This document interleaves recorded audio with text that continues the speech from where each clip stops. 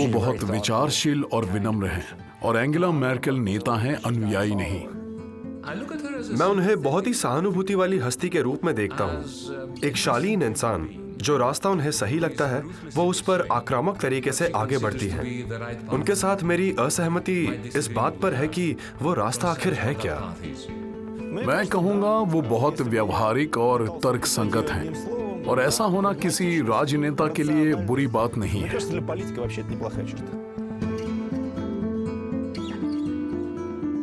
वो बहुत ही मजबूत और पक्के इरादे वाली महिला है, लेकिन वो अपनी इस ताकत का इस्तेमाल लोगों को प्रेरित करने के लिए करती हैं, ना कि धमकाने के लिए। इस तरह वो लोगों को साथ लाती हैं, उन्हें एक दूसरे से दूर नहीं करती। वो समस्याओं का समाधान ढूंढती हैं और स्थिति को आसानी से संभालती हैं।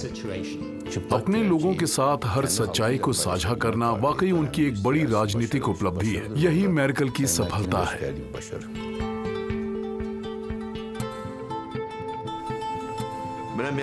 मिसेस मैर्केल जटिल नहीं बल्कि काफी पारदर्शी है। वो औरों का सम्मान करती है और अपने लिए सम्मान चाहती है। दृढ़ इच्छा शक्ति वाली, मजबूत, निर्णायक। एंगेला मैर्केल की राजनीतिक क्षमता, उनके राजनीतिक कौशल, उनकी जबरदस्त व्यवहार कुशलता को कोई नकार नहीं सकता। बस मुझे लगता है कि उनमें रणनीतिक दूरदर्शिता की कमी रही है। मैं उन्हें एक तरह से मोज़ेक आर्ट के रूप में देखता हूं, क्योंकि उनके बहुत सारे पहलू हैं।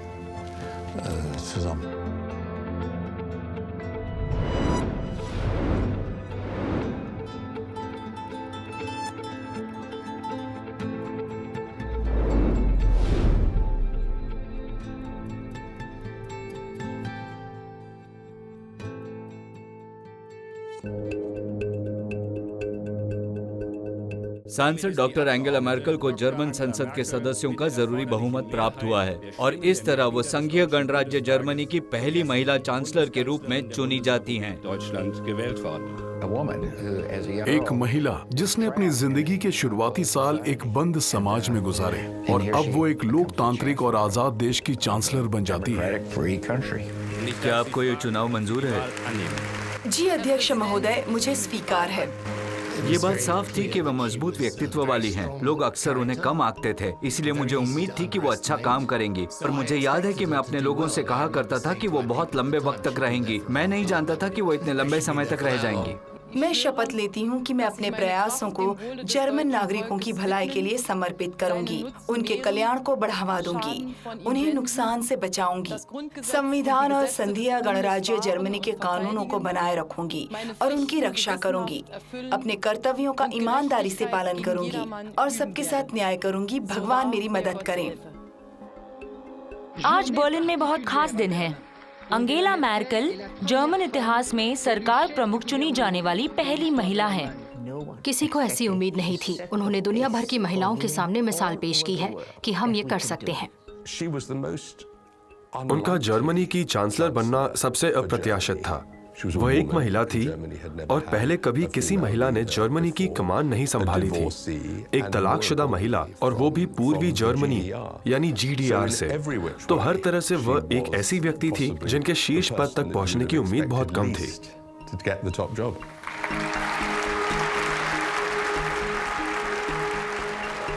एंगेला मैर्केल का जन्म 17 जुलाई 1954 को हैम्बर्ग में हुआ। उसके बाद उनका परिवार कम्युनिस्ट पूर्वी जर्मनी यानी GDR में रहने चला गया। उन्होंने 1973 में हाई स्कूल पास किया, फिर लाइप्जिग में फिजिक्स की पढ़ाई की और 1986 में डॉक्टरेट हासिल की। बर्लिन की दीवार गिरने के कुछ समय बाद उन्होंने राजनीति में प्रवेश किया और पूर्वी जर्मनी के अंतिम प्रधानमंत्री लोथर डे मेजियर की उप प्रवक्ता बन गई। वो पूर्वी जर्मनी में नई CDU पार्टी की सलाहकार थी और हम कॉफी के लिए मिले। मैंने पाया कि वो एक बहुत मिलनसार, बुद्धिमान, जबरदस्त, पक्के इरादे वाली, जिज्ञासु महिला है। लेकिन कौन सोच सकता था कि उसके बाद उनके साथ क्या होने वाला है। मैंने तो बिल्कुल ऐसा नहीं सोचा था। दिसंबर 1990 के आम चुनावों में वो क्रिश्चियन डेमोक्रेटिक यूनियन यानी CDU के टिकट पर सीधे चुनकर संसद में पहुंची। 1991 में तत्कालीन चांसलर हेलमट कोल ने उन्हें महिला एवं युवा मामलों की संघीय मंत्री बनाकर अपने मंत्रिमंडल में जगह दी। उस वक्त मैं उनसे मिला, वो थोड़ी घबराई हुई थी, जो आज के दृष्टिकोण से देखा जाए तो ये बहुत आश्चर्य वाली बात है, लेकिन तब वो युवा थीं और उन्हें यूरोपीय अनुभव भी नहीं था। 1994 से 1998 तक मैर्केल ने संघीय पर्यावरण मंत्री के रूप में कार्य किया। कई लोगों ने उन्हें कम आंका, कुछ ने कोल की लड़की कहकर मजाक भी बनाया। इसके बावजूद वो 1998 के संघीय चुनावों में CDU की हार के बाद पार्टी की महासचिव बनी। 2 साल बाद वो पार्टी की प्रमुख चुनी गयी। मुझे मंजूर है। 2005 में वो तत्कालीन चांसलर गेरहार्ड श्रोएडर के खिलाफ लड़ी और जीती। इस जीत ने 51 साल की उम्र में उन्हें जर्मनी की सबसे कम उम्र की चांसलर बना दिया। किसने सोचा था कि इतनी कम उम्र में किसी महिला को सर्वोच्च पद मिलेगा? मैर्केल पद संभालने के अगले दिन जर्मनी के सबसे महत्वपूर्ण यूरोपीय साझेदार देश फ्रांस की पहली आधिकारिक राजकीय यात्रा पर गई। पेरिस में उनका स्वागत राष्ट्रपति जाक शिराक ने किया। ये उनका पहला सरकारी दौरा था। अगले 16 वर्षों में उन्होंने ऐसे 500 से ज्यादा दौरे किए। मिसेस मेर्केल को फ्रेंच गणराज्य के अलग अलग व्यक्तित्व वाले 4 राष्ट्रपतियों को जानने का अवसर मिला। जाक शिराक, निकोला सार्कोजी, मैं और इमैनुअल मैक्रो। उन्होंने बड़ी सहजता के साथ हर एक राजनेता के व्यक्तित्व को समझा और हर एक के साथ व्यक्तिगत संबंध कायम किए, जो राजनीतिक मामलों से कहीं ऊपर थे। इसके अगले ही दिन अंगेला मैर्केल ब्रिटिश प्रधानमंत्री टोनी ब्लेयर से अपनी पहली आधिकारिक मुलाकात के लिए लंदन पहुंची। मैं चाहता था कि वो यहाँ जल्द से जल्द आएं।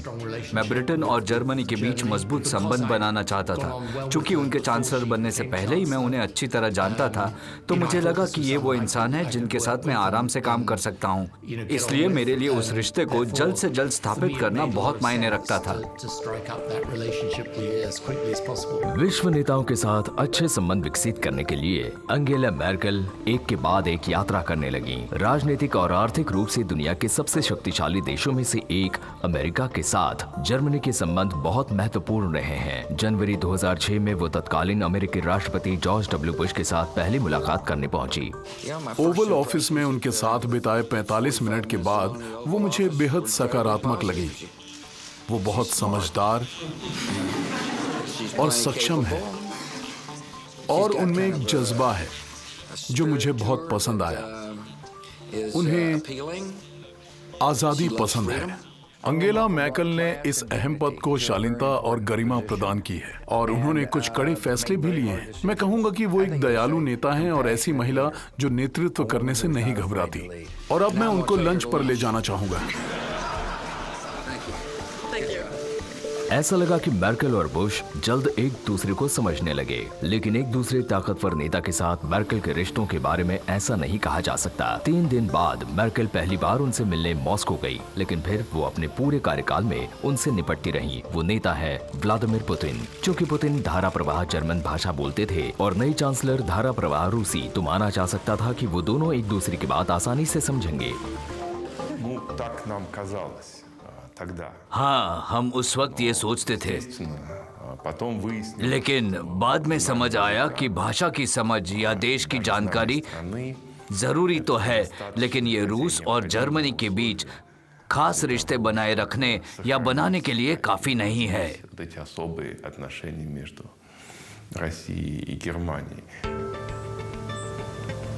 6 महीने बाद रूस के राष्ट्रपति ने दुनिया भर के आर्थिक रूप से सबसे मजबूत लोकतांत्रिक देशों के नेताओं का रूस में होने वाले पहले G8 शिखर सम्मेलन में स्वागत किया। अंगेला मैर्केल के लिए अमीर देशों के क्लब में शामिल होने का ये पहला मौका था। जब वो अपने पहले बड़े शिखर सम्मेलन में सेंट पीटर्सबर्ग पहुंची, तो वो बहुत शांत, बहुत स्पष्ट थी और शुरुआत से ही ऐसे सम्मेलनों में कोई भी उन्हें दबा नहीं सकता था। उनके भीतर एक शांत रौब है जो काफी असरदार है। हालांकि ऐसा लगा मानो एक व्यक्ति का ध्यान अभी तक उस रौब पर नहीं गया था। मैं इसे कोई संदेश नहीं, एक तरह से दोस्ती का सहज प्रदर्शन कहता हूँ। A spontaneous reflection of friendship. और मैं जानता हूँ लोगों को ये बात समझ नहीं आई होगी। अंगेला, मुझे इसके लिए माफ करना। मैंने तुम्हें लोगों की नजरों में ला दिया, लेकिन ये तुम्हारे साथ मेरी दोस्ती को दिखाता है।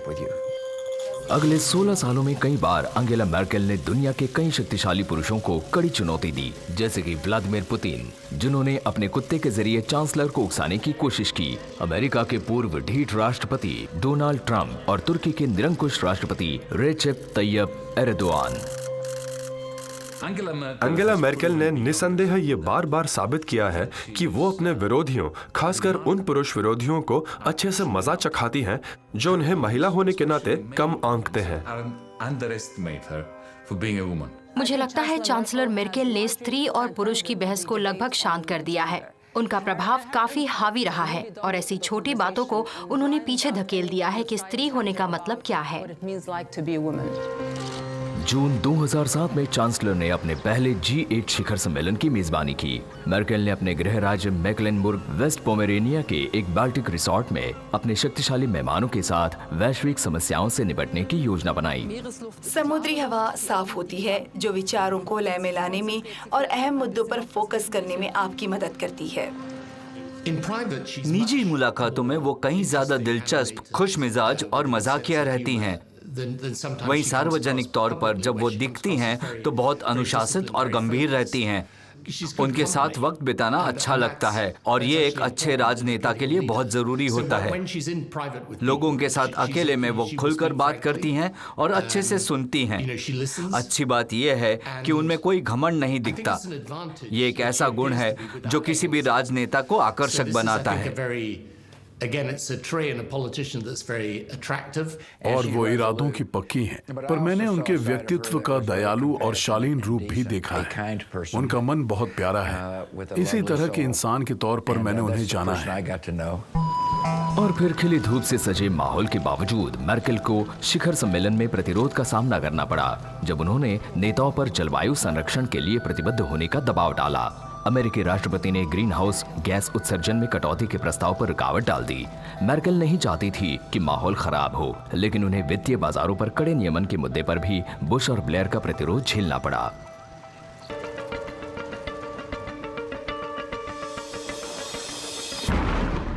ठीक 2 महीने बाद अमेरिकी रियल एस्टेट सेक्टर का बुलबुला फूट गया। लाखों अमेरिकी लोगों ने अपने घर खो दिए, बैंक लड़खड़ाने लगे। अमेरिका ने वित्तीय संस्थानों में $700 अरब डाले, लेकिन तब तक बहुत देर हो चुकी थी। इस संकट ने वैश्विक वित्तीय तंत्र को चपेट में ले लिया। यूरोपीय और जर्मन बैंकिंग क्षेत्र भी नहीं बच पाए। 2008 के अंत में अंगेला मर्केल के सामने पहली बार एक बड़े संकट से निपटने की चुनौती थी। अंतर्राष्ट्रीय वित्तीय बाजारों की स्थिति काफी गंभीर है। ये अपने आप में अभूतपूर्व स्थिति है। ये उन सब चीजों पर सवाल उठाती है जिन्हें आज तक गंभीरता से नहीं लिया गया। मुझे लगता है कि जो एक चीज मैंने और शायद अंगेला ने भी सीखी है वो ये कि जब आप एक प्रकार की स्थिरता पा लेते हैं और हालात स्थिर दिखने लगते हैं और काम काफी हद तक उम्मीद के मुताबिक चल रहा होता है, तब जोखिम ये होता है कि आप समझ लेते हैं ये स्थिरता स्थायी है, जबकि ऐसा नहीं है। इसीलिए वित्तीय संकट का ये झटका हमारे लिए बड़ा संकट बन गया था। उस वक्त कुछ ही यूरोपीय राजनेता इस वित्तीय संकट की गहराई को समझ पाए थे, या ये समझ पाए थे कि इसकी वजह से पूरे राष्ट्र ढहने की कगार पर आ जाएंगे।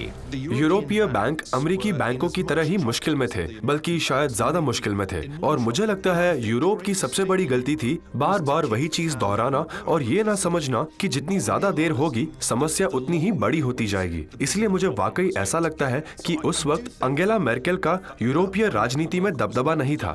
तो उन पर सारा इल्जाम नहीं डाला जा सकता, लेकिन यूरोप का संभ्रांत वर्ग नींद में चलते हुए यूरोजोन संकट तक जा पहुंचा। आंगेला मैर्केल के पद संभालने के बाद यूरोपीय संघ के सामने उसकी पहली बड़ी परीक्षा खड़ी थी, क्योंकि वित्तीय संकट ने आर्थिक संकट का रूप ले लिया था। फ्रांस के राष्ट्रपति निकोला सार्कोजी ने यूरोपीय संघ के सभी देशों से बैंकों को सहारा देने और अर्थव्यवस्था में पैसा डालने के लिए मिलकर काम करने का आग्रह किया, लेकिन आंगेला मैर्केल ने इस पर असहमति जताई और समस्या का राष्ट्रीय समाधान ढूंढने पर जोर दिया। अगले कुछ महीनों में बात यहाँ 100 दिनों की हो रही है, लेकिन इसे प्रतीकात्मक रूप में लेना होगा। इन 100 दिनों के अंदर हमारे पास ठोस प्रस्ताव तैयार होंगे जिन पर फिर अमल होगा। जो बात मुझे परेशान करती थी, बहुत परेशान, वो ये थी कि जब बात बड़े यूरोपीय फैसलों की आती थी, वहां वो हिचकिचाती थी। वैज्ञानिक होने के नाते वो हमेशा चीजों को आखिर से शुरू करती थी। जर्मन में कहावत है, लांगसाम आबर जिशर, यानी धीमे लेकिन निश्चित। मेर्केल इसी का पर्याय है। वह बिना सोचे समझे कुछ नहीं करती। वो एकदम से जो दिमाग में आए वो नहीं बोलती। वो बिना परामर्श या बिना ठोस जानकारी के या बिना कागज पढ़े कोई फैसला नहीं करती। जब अंतर्राष्ट्रीय सट्टेबाजों ने बहुत ज्यादा कर्ज में डूबे यूरोपीय संघ के देशों के खिलाफ दांव लगाया, तो यूरो के अचानक विफल हो जाने का खतरा पैदा हो गया। सारी नजरें ग्रीस पर टिकी थीं। अक्टूबर 2009 में ग्रीस के नए प्रधानमंत्री जॉर्ज पापेंड्रेओ ये मानने के लिए मजबूर हो गए कि एथेंस वर्षों से अपने घाटे के आंकड़ों को कम दर्शा रहा था और अब वो अपने कर्ज को चुकाने के लिए और उधार नहीं ले सकता था। दिवालियेपन की ओर बढ़ते हुए ग्रीस को तुरंत मदद चाहिए थी। एक बार फिर आंगेला मैर्केल ने बहुत सोच समझकर फैसला लिया। बेशक हम उनसे बात करेंगे जो इस वक्त यूरो को स्थिर रखने को लेकर सबसे बड़ी चुनौतियां झेल रहे हैं। शुरू में मैर्केल जर्मन करदाताओं के पैसों से ग्रीस की मदद करने के खिलाफ थी। जर्मन प्रेस ने उनके इस कड़े रुख का स्वागत किया और देश की जनता को भी उनकी ये बात अच्छी लगी। जो अहम चीज उन्होंने नहीं की वो ये थी कि उन्होंने जर्मन जनता को ये नहीं बताया कि मौद्रिक संघ को जोड़े रखना उनके हित में होगा।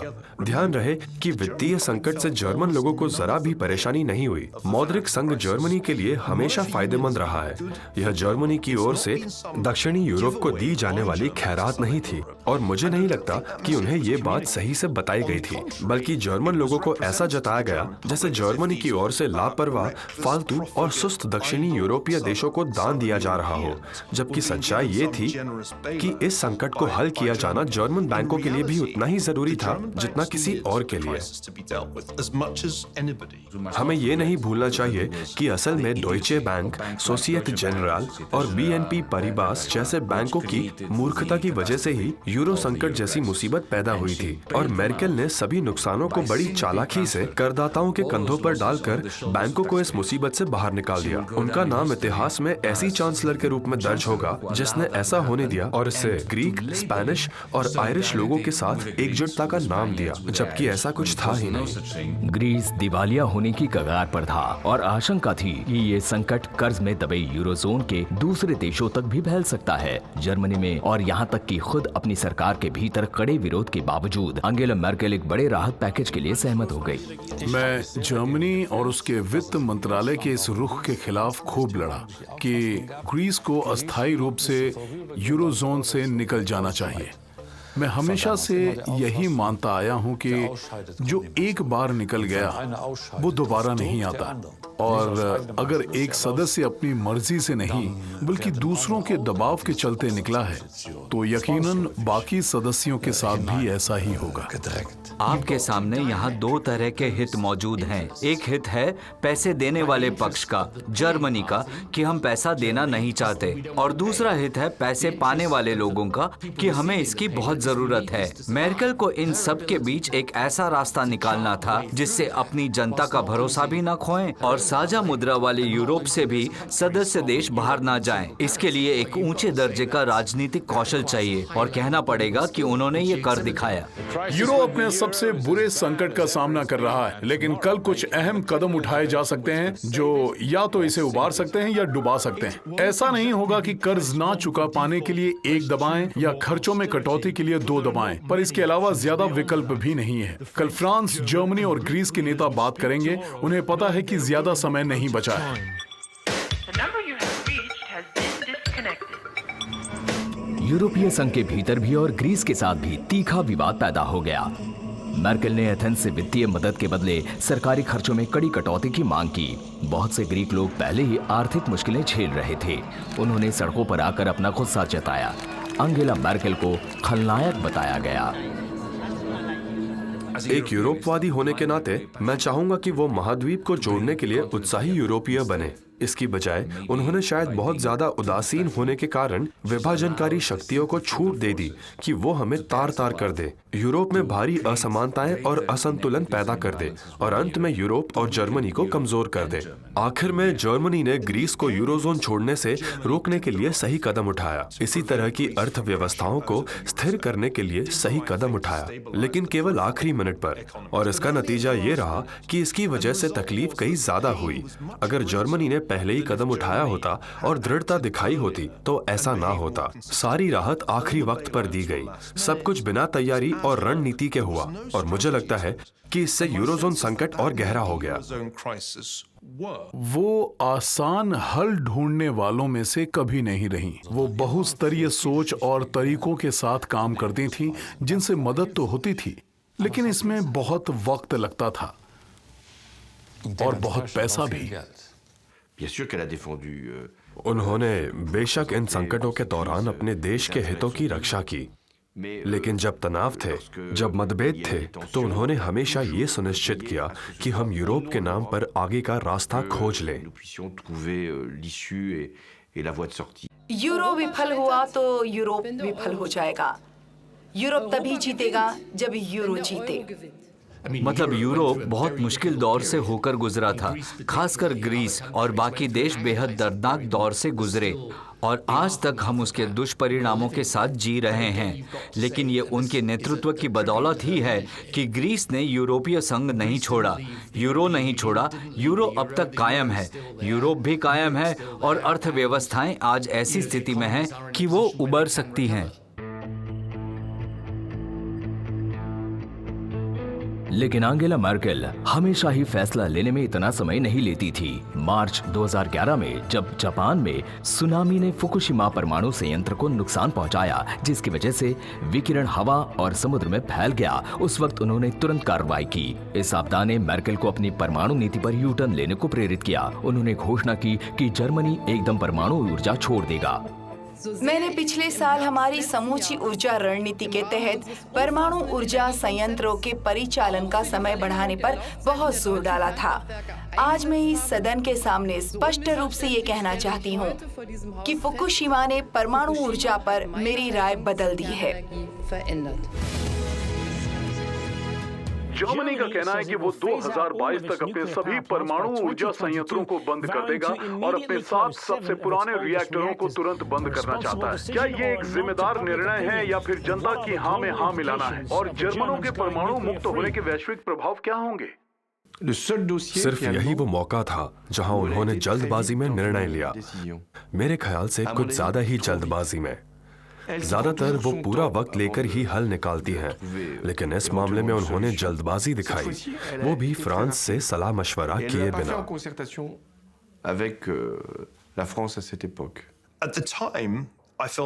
उस वक्त मुझे लगा वो बड़ी गलती थी, लेकिन 2021 के दृष्टिकोण से देखा जाए तो ये फैसला बेहतर लगता है। वैकल्पिक तथाकथित अक्षय ऊर्जा स्रोत ज्यादा से ज्यादा प्रतिस्पर्धी हो रहे हैं, इसीलिए अंगेला मर्केल के फैसले के वक्त के मेरे विचारों की तुलना में अब परमाणु ऊर्जा हमारे स्वच्छ ऊर्जा के सवाल के जवाब में कम महत्वपूर्ण लगती है। इसलिए मुझे नहीं लगता कि ये उनके सबसे बुरे फैसलों में से एक था। कई लोग सोच में पड़ गए कि क्या उन्होंने ऐसा किसी ठोस विश्वास के चलते किया। उन्होंने अपनी बात भी इसी तरह सामने रखी कि किसी पश्चिमी औद्योगिकृत देश में ऐसी दुर्घटना की वो कल्पना भी नहीं कर सकती थी। मुझे उनके करीबी सूत्रों ने बताया कि वो बुरी तरह हिल चुकी थी। 2011 की शुरुआत में अरब देशों के क्षितिज पर भी बदलाव दिखाई दिया जब अशांति की लहर ने क्षेत्र के कुछ निरंकुश शासनों को चुनौती दी। उत्तरी अफ्रीका और मध्य एशिया के लाखों लोगों ने ज्यादा आजादी की मांग शुरू कर दी। सामाजिक न्याय के लिए आवाजें उठी और सरकारों पर इस्तीफा देने के लिए दबाव पड़ने लगा। ट्यूनीशियाई लोगों ने सबसे पहले अपने राष्ट्रपति को पद छोड़ने पर मजबूर किया। ये विरोध आंदोलन तेजी के साथ मिस्र में भी फैल गया, जहाँ बड़े पैमाने पर हुए प्रदर्शनों ने लंबे समय तक राष्ट्रपति रहे होस्नी मुबारक को भी पद छोड़ने पर मजबूर कर दिया। मिस्र के लोगों ने अपनी आवाज उठाई है, उनकी आवाजें सुनी भी गई हैं और अब मिस्र कभी पहले जैसा नहीं रहेगा। आज बड़ी खुशी का दिन है। हम सभी एक बड़े ऐतिहासिक बदलाव के साक्षी हैं।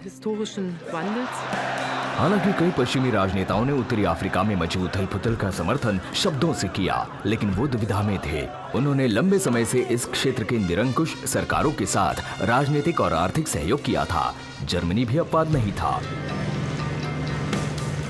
आप तानाशाहों के साथ के लोगों के साथ कारोबार नहीं कर सकते। आप अरबों खरबों डॉलरों की डील पर दस्तखत करने के बाद ये नहीं कह सकते कि हम तो लोकतंत्र और मानवाधिकारों का समर्थन करते हैं। इसलिए आपको पहले से ही अपनी नीति स्पष्ट करनी होगी।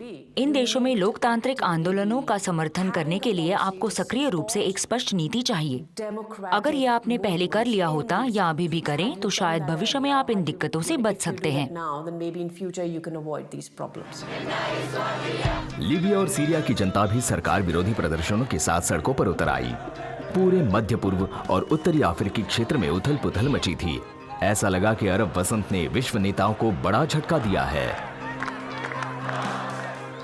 अरब वसंत के मामले में मुझे लगता है कि पूरे यूरोप ने लोकतांत्रिक आंदोलनों को पर्याप्त समर्थन न देकर बड़ी गलती की, जिसमें जर्मनी भी शामिल है और खास तौर से मिसेस मैकल भी। अगर वो सड़कों पर उतरे ट्यूनीशियाई, मिस्रवासी और सीरियाई युवाओं की लोकतांत्रिक मांगों को ढंग से समझते और उनका समर्थन करते तो आज हम एक अलग तरह की दुनिया में रह रहे होते।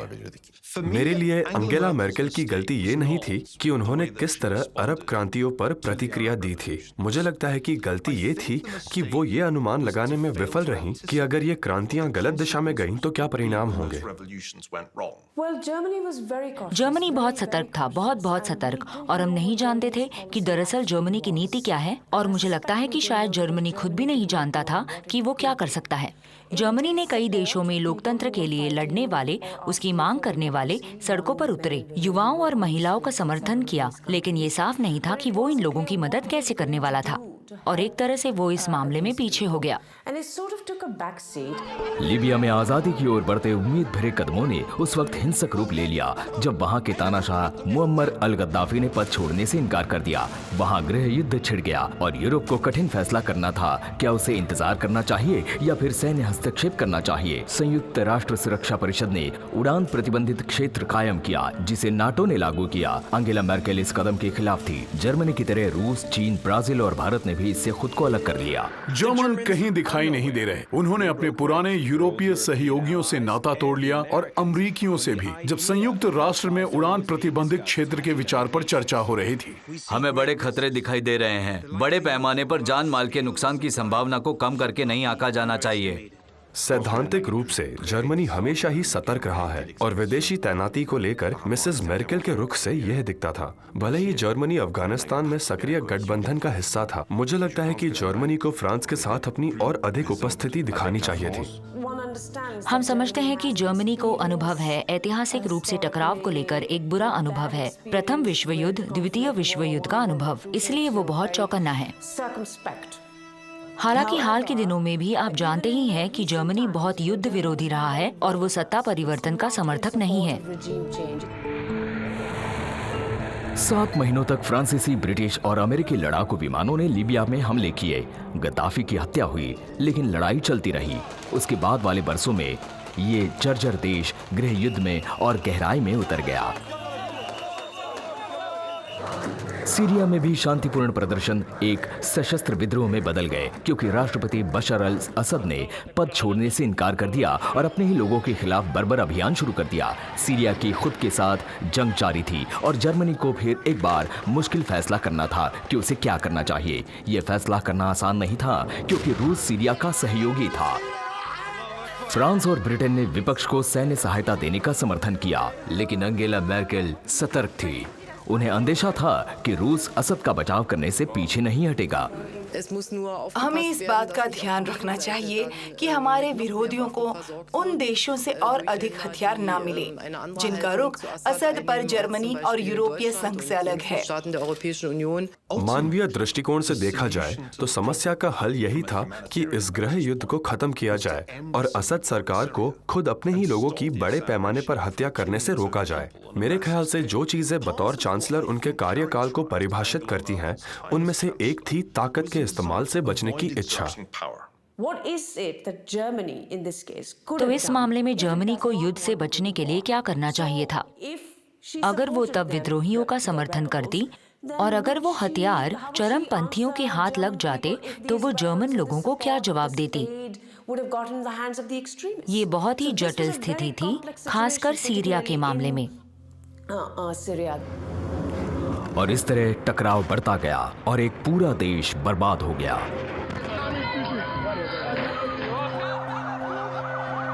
जहां रूस असद के साथ खड़ा रहा, वहीं फ्रांस, ब्रिटेन, अमेरिका और तुर्की ने विद्रोहियों का इस उम्मीद में साथ दिया कि असद को हटा सकेंगे।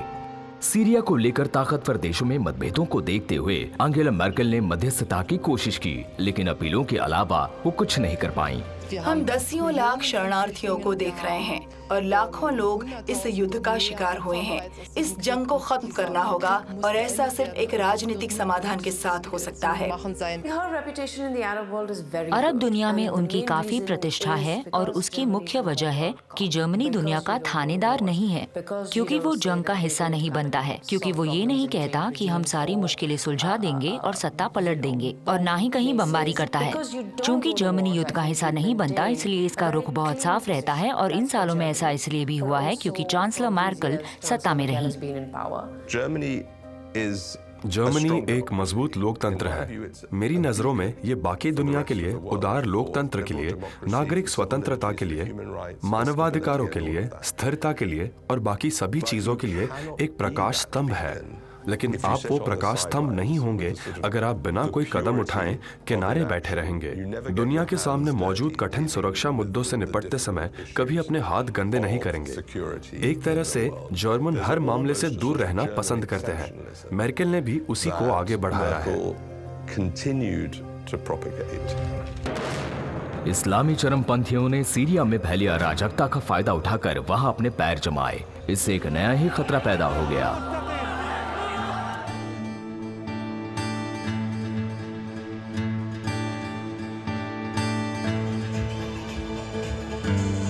पूर्वी यूरोप का एक और देश में अपनी ही अराजकता में फंस रहा था। 2013 में यूरोपीय संघ ने यूक्रेन को कई राजनीतिक और व्यापारिक समझौतों के एक पैकेज की पेशकश की, लेकिन लंबी वार्ताओं के बाद राष्ट्रपति विक्टर यानुकोविच ने डील को खारिज कर दिया। रूस के दबाव की वजह से मॉस्को ने समझौते को एक खतरे के रूप में देखा था और राष्ट्रपति पुतिन चाहते थे कि इस पूर्व सोवियत गणराज्य के साथ होने वाली डील में उनकी बात भी मानी जाए।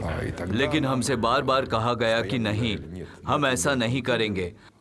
हम बहुपक्षीय प्रारूप में काम नहीं करेंगे। यूक्रेन एक संप्रभु देश है, हम केवल कीव के साथ बात करेंगे। मुझे लगता है कि ये गलत रणनीति थी, क्योंकि इससे मॉस्को में डर और संदेह पैदा हो गया था कि वो हमारे खिलाफ कुछ साजिश कर रहे थे, या ये सब रूस को भड़काने के लिए था। लाखों यूरोपीय संघ समर्थक प्रदर्शनकारियों ने यूरोप के साथ घनिष्ठ संबंधों और राष्ट्रपति यानुकोविच के इस्तीफे की मांग की। उनकी सरकार ने प्रदर्शनकारियों पर कार्रवाई की और हिंसा में बहुत से लोग मारे गए। यानुकोविच भागकर रूस चले गए। उन्होंने उनको भगा दिया, बात खत्म, बिना किसी कानूनी वजह के। पर इसका मतलब ये नहीं कि हमने यूक्रेन और यूरोपीय संघ के बीच व्यापक रिश्तों का विरोध किया। फिर कहूंगा कि ऐसा निश्चित तौर पर हो सकता था, वो भी बिना किसी तख्ता पलट के। उस तरह यूरोपीय संघ के साथ और शायद कुछ हद तक अमेरिका के साथ भी हमारे रिश्ते शायद इतने खराब नहीं होते। Таким образом драматически бы не ухудшились. यूक्रेन भू राजनीतिक टकराव का केंद्र बन गया। कीव ने मॉस्को पर उन रूस समर्थक अलगाववादियों का साथ देने का आरोप लगाया जिन्होंने यूक्रेन के क्रीमिया प्रायद्वीप और पूर्वी यूक्रेन में हथियार उठा लिए। फरवरी 2014 में रूस के क्रीमिया पर कब्जा करने से अंतर्राष्ट्रीय आक्रोश फैल गया और राष्ट्रपति पुतिन के साथ मर्केल के संबंध अत्यंत निचले स्तर पर पहुंच गए। जब अमेरिका और यूरोपीय संघ ने मॉस्को पर प्रतिबंध लगाए तो एंगेला मर्केल ने इस कदम का समर्थन किया। जब रूस ने क्रीमिया पर हमला किया और हड़प लिया या पूर्वी यूक्रेन में गृह युद्ध भड़काया, वो बिल्कुल डट कर खड़ी रहीं। वो यूरोपीय संघ में प्रतिबंधों पर पूरी तरह से कठोर हो गई। वो न केवल उनसे सहमत थी बल्कि उन्होंने प्रतिबंधों को आगे बढ़ाया और जितना हो सके उन्हें उतना कठिन बनाने को कहा।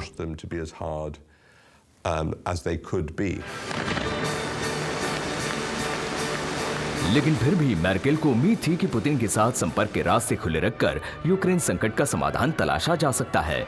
नॉर्मैंडी में मित्र देशों के आगमन की 70वीं वर्षगांठ मनाने के लिए विश्व नेता जून 2014 में फ्रांस में जमा हुए। फ्रांसीसी नेता के साथ मर्केल ने व्लादिमीर पुतिन और नए यूक्रेनी राष्ट्रपति पेत्रो पोरोशेंको के बीच खामोशी तोड़ने की कोशिश की। यूक्रेन में जारी लड़ाई के दौरान मर्केल ने हार ना मानते हुए फ्रांसुआ ओलांद के साथ कीव और मॉस्को के बीच कई कूटनीतिक यात्राएं की। यहां मर्केल के मध्यस्थता कौशल की जरूरत थी। मुझे लगता है उनके पास एक ऐसा खास गुण है जो किसी भी अच्छे वार्ताकार और राजनेता के पास होना चाहिए। पहली बात, वो जानती हैं कि कैसे सुनना है। दूसरी बात, वो खुद पर संयम रखती हैं। मैं कहूंगा यही उनकी पहचान है, क्योंकि जब कोई इंसान बेहद गुस्से, दृढ़ता और जिद के साथ अपनी बात रखता है तो यह किसी समझौते और आपसी सहमति पर पहुंचने के लिए अच्छा नहीं है। 12 फरवरी 2015 को कोशिशें कामयाब हुई। लंबी वार्ताओं के बाद बेलारूस की राजधानी मिन्स्क में दोनों विरोधी युद्ध विराम के लिए राजी हुए। ऐसा इसलिए हो पाया क्योंकि उस रात मिन्स्क में हम सब एकजुट थे। हमने साझा जिम्मेदारी उठाई और उस लंबी रात में एक रास्ता खोजने की साझा इच्छा दिखाई। वास्तव में यह काम मैंने और मिसेस मर्केल ने मिलकर किया और फ्रांस और जर्मनी के रिश्तों की मजबूती की बदौलत हम ऐसा कर पाए। हम सिर्फ यूक्रेनी समस्या को हल नहीं करना चाहते थे जहां कब्जा किया गया था और पूर्वी यूक्रेन में तनाव था, बल्कि हम युद्ध खत्म करना चाहते थे। एक बार फिर एंगेला मर्केल ने टकराव की बजाय बातचीत और सहयोग को चुना। भले ही उन्हें व्लादिमीर पुतिन की राजनीति के बारे में कोई भ्रम नहीं रह गया था। मैं आज जर्मन रूसी संबंधों के असहज दौर के बीच मॉस्को आई हूँ। अंतर्राष्ट्रीय कानून का उल्लंघन करने वाले क्रीमिया के अवैध कब्जे और पूर्वी यूक्रेन में सैन्य झड़पों के कारण हमारे सहयोग को गंभीर झटका लगा है। गंभीर इसलिए क्योंकि हम इसे यूरोप में शांति और स्थिरता के बुनियादी उल्लंघन मानते हैं। मर्केल ने घुमा फिराकर बात नहीं की, पर उन्हें यह भी पता था कि रूस के साथ सहयोग करने के अलावा और कोई विकल्प नहीं था। आखिरकार हम रूस के बिना यूरोपीय सुरक्षा ढांचे की कल्पना भी नहीं कर सकते, लेकिन हम अपने विचार पर कायम हैं कि रूस ने पूर्वी यूक्रेन और क्रीमिया में अपने कदमों से अंतर्राष्ट्रीय कानून का खतरनाक रूप से उल्लंघन किया है। मर्केल ने पुतिन के साथ हमारी बातचीत में इसका जिक्र इसी प्रकार किया है, लेकिन हम भूगोल तो नहीं बदल सकते। हमें रूस की जरूरत है और रूस को हमारी। एंगेला मर्केल पूर्वी जर्मनी के एक पादरी की बेटी और व्लादिमीर पुतिन पूर्वी जर्मनी में तैनात एक पूर्व केजीबी एजेंट। ये एक अजीब सा जटिल रिश्ता है, कभी इच्छा शक्ति की आजमाइश और कभी कभी सिर्फ मुस्कुराहटें और आकर्षण। पुतिन का बहुत प्रभाव है और वो जर्मन भाषा बोलते हैं और आप पुतिन को जानते हैं, वो बहुत शातिर हैं और काफी सख्त हो सकते हैं, लेकिन अंगेला भी हो सकती है। इसलिए मुझे इस बात की चिंता नहीं थी कि पुतिन उन पर हावी हो जाएंगे। वो डट कर सामना कर सकती हैं और मुझे भरोसा है कि उन्होंने ऐसा ही किया। पूर्वी यूरोप में परवरिश होने की वजह से रूस और खासकर व्लादिमीर पुतिन के नेतृत्व वाले रूस के बारे में उनके विचार साफ हैं, लेकिन इसका मतलब ये नहीं कि वो कामकाजी संबंध नहीं बनाए रखना चाहती, पर वो किसी भ्रम में भी नहीं है। अपने राजनीतिक मतभेदों के बावजूद जर्मनी और रूस ने नॉर्थ स्ट्रीम 2 पर सहयोग बनाए रखा, जो यूरोप में रूसी गैस पहुंचाने के लिए बाल्टिक सागर के नीचे से गुजरने वाली एक विवादित पाइपलाइन है। इस परियोजना के लिए मैर्केल अपने समर्थन पर अडिग थी। अधिकांश पश्चिमी नेताओं से ज्यादा अंगेला मेर्केल पुतिन से प्रभावित थी और उन्होंने पुतिन के तर्क को स्वीकार किया कि वह ऊर्जा के एक ऐसे स्रोत थे जिसके बिना यूरोप का काम नहीं चलेगा। मेरी राय में बतौर चांसलर उनका रुख रूस को लेकर काफी नरम रहा। हाँ, मुझे लगता है कि ये गलती है और ये बात मैंने गेरहार्ड श्रोएडर को भी कही थी, अंगेला को भी कहा। मुझे लगता है कि वो एक गलती है क्योंकि रूस की मंशाएं हमारी समझ के काफी बाहर हो सकती हैं। मुझे लगता है एक ऐसा देश जो खुद एक खुला लोकतंत्र नहीं है और एक अन्य लोकतंत्र पर आर्थिक दबदबा रखता है, ये बात लोगों को एक मुश्किल रणनीतिक स्थिति में डाल देती है। यूक्रेन संकट की वजह से मैर्केल और मॉस्को के संबंधों पर भारी असर पड़ा, लेकिन ऐसा पुतिन के बढ़ते निरंकुश बर्ताव की वजह से भी हुआ। हालांकि चांसलर मैर्केल ने रिश्ता टूटने नहीं दिया, लेकिन उन्होंने उकसाना भी बंद नहीं किया। मैंने फिर इस बात पर जोर दिया कि सभ्य समाज में प्रदर्शन का अधिकार कितना अहम है। मेर्केल के 16 साल के शासन का अंतिम नतीजा क्या रहा? क्या रूस ने अपने मानवाधिकार रिकॉर्ड को सुधारा? क्या उसने अंतर्राष्ट्रीय समुदाय को लेकर अपने दृष्टिकोण को सुधारा? क्या उसने कानून के राज के पालन में सुधार किया? इन 16 सालों में अभिव्यक्ति की आजादी, आजाद चुनाव होने की संभावना पहले के मुकाबले ज्यादा है या कम? दुर्भाग्य से इन सभी सवालों का जवाब है नहीं।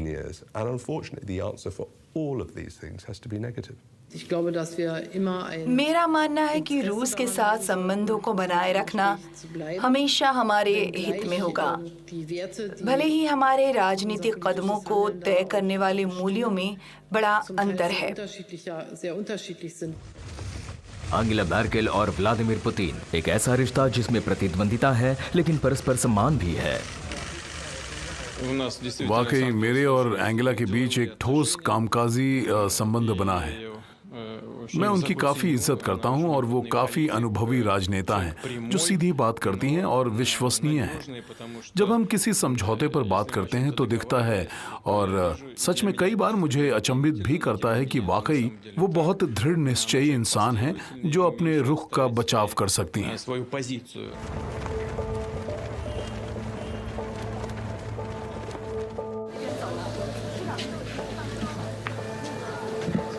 इन 16 सालों में चांसलर रहते हुए अंगेला मैर्केल पर लगातार ये आरोप लगे कि वो चीनी राष्ट्रपति शी जिनपिंग जैसे निरंकुश नेताओं के साथ नजदीकियां बना रही हैं। शुरू से ही उन्होंने अपनी विदेश नीतियों के दृष्टिकोणों के चलते बीजिंग के साथ संबंधों को प्राथमिकता दी।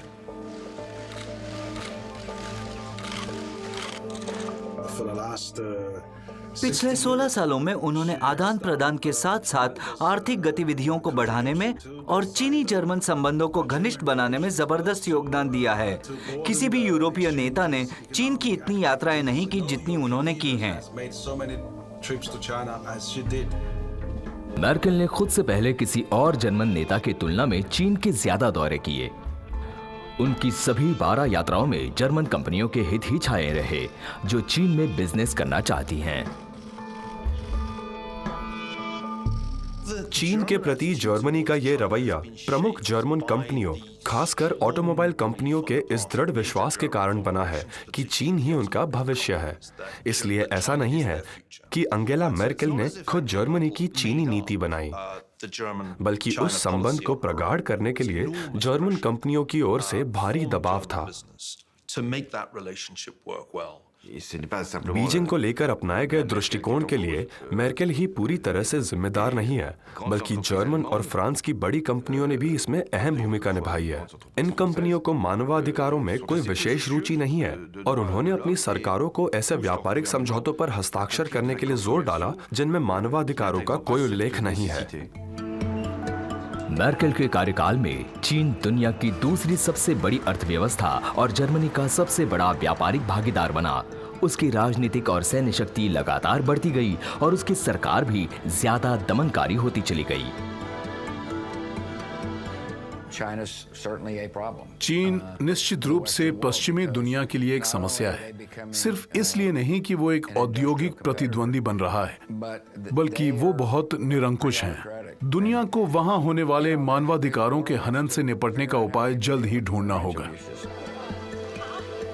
बुनियादी लोकतांत्रिक मूल्यों से समझौता किए बिना चीन के साथ मजबूत आर्थिक संबंध बनाए रखना एक मुश्किल काम है। 2007 में तिब्बती धार्मिक नेता दलाई लामा का बर्लिन में स्वागत करके मेर्केल ने बीजिंग को भड़का दिया और वो कई मुद्दों पर चीन की खुली आलोचना करने से नहीं कतराई। मुझे यकीन है कि मानवाधिकारों के विषय पर हम भविष्य में होने वाली बैठकों में भी चर्चा करेंगे और उसमें धर्म की आजादी और अभिव्यक्ति की आजादी भी शामिल है। मानवाधिकार और उससे संबंधित मुद्दे हमारी बातचीत और संबंधों का एक स्वाभाविक हिस्सा हैं। चीन ने जब भी मानवाधिकारों का उल्लंघन किया, मेर्केल ने उसके खिलाफ आवाज उठाई, भले ही चीनी राष्ट्रपतियों के साथ उनका मनमुटाव क्यों ना हुआ हो। लेकिन एंजेला मेर्केल की अपीलें न चीन में लोकतंत्र को बढ़ावा दे पाई और न ही वहां के लोगों को आजादी दिलवा पाई। उसके उलट बीजिंग ने हांगकांग के लोकतंत्र समर्थक आंदोलन पर नकेल कसनी शुरू की। उन्होंने अपने ही नागरिकों पर बड़े पैमाने पर नजर रखनी शुरू कर दी और जातीय अल्पसंख्यकों का बर्बर तरीके से दमन किया। फिर भी सहयोग ही मेर्केल की मुख्य रणनीति बना रहा। 2020 में उन्होंने चीन के साथ यूरोपीय संघ के निवेश समझौते को अंतिम चरण पर पहुंचाया। मुझे चीन के प्रति एंजेला मेर्केल का रवैया खास तौर पर याद आएगा। मुझे लगता है कि वो समझती हैं कि चीन को काले या सफेद, अच्छे या बुरे के रूप में वर्गीकृत करना मुश्किल है। यूरोपीय संघ, खास तौर पर जर्मनी और आर्थिक मोर्चे पर खड़े चीन के बीच के संबंध हमेशा महत्वपूर्ण रहे हैं।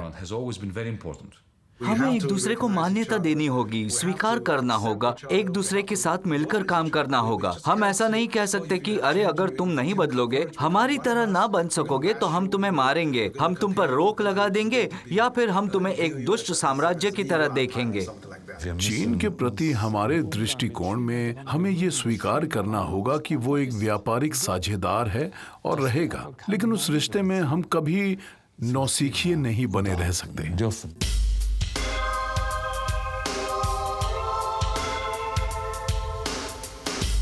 नौसिखिए मत बनो। मेर्केल जल्द ही समझने वाली थी कि ये बात सहयोगियों के साथ वाले रिश्तों पर भी लागू होती है। जर्मन चांसलर की जल्द ही अमेरिका के नए राष्ट्रपति बराक ओबामा के साथ जमने लगी। साफ तौर पर उनका कोई मेल नहीं था। ओबामा एक करिश्माई वक्ता थे और मेर्केल भौतिक विज्ञानी। राजनीतिक मुद्दों पर उनके विचार हमेशा नहीं मिलते थे। मुझे याद है कि उन्होंने बराक ओबामा के बारे में एक बार कहा था कि आकर्षण आपको जीवन में कुछ ही दूर ले जाता है।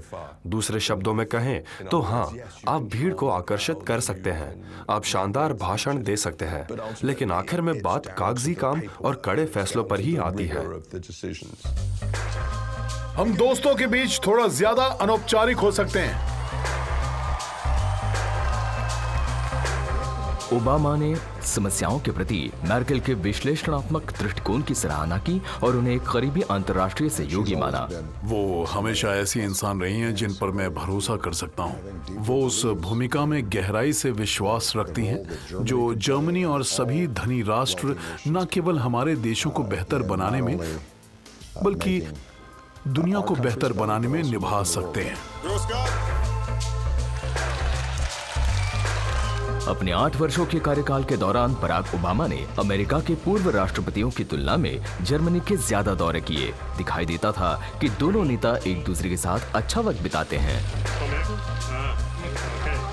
लेकिन 2013 में उनके रिश्तों में दरार तब आई जब पता चला कि अमेरिकी राष्ट्रीय सुरक्षा एजेंसी ने एंजेला मैर्केल के फोन को टैप किया था। इस कांड से जर्मनी को धक्का लगा और अमेरिका के साथ उसका गठबंधन दरकने लगा। NSA के विषय पर मैंने अमेरिकी राष्ट्रपति के साथ चर्चा में यह बात साफ कर दी है कि दोस्तों की जासूसी करना अस्वीकार्य है। ओबामा ने मैर्केल के इस विषय पर माफी भी मांगी और कहा कि उन्हें जासूसी के बारे में कोई खबर नहीं थी और ये सब पूर्व राष्ट्रपति जॉर्ज डब्ल्यू बुश के कार्यकाल के दौरान शुरू हुआ था। मुझे कोई खबर नहीं थी कि हम अंगेला मैर्केल की जासूसी कर रहे हैं, पर हाँ, दोस्ती में ये सब नहीं होता और उन्हें इसकी कड़ी आलोचना करने का पूरा हक है। सिर्फ एंजेला मैर्केल ही नहीं, ब्राजील की राष्ट्रपति डिल्मा रूसेफ भी NSA की जासूसी का निशाना थीं। इन दोनों नेताओं ने जासूसी के खिलाफ संयुक्त कार्रवाई का वादा किया। इस सप्ताहांत राष्ट्रपति डिल्मा रूसेफ ने चांसलर मेर्केल के साथ इलेक्ट्रॉनिक संचार की सुरक्षा पर चर्चा की। अमेरिका ने उनकी भी जासूसी की थी।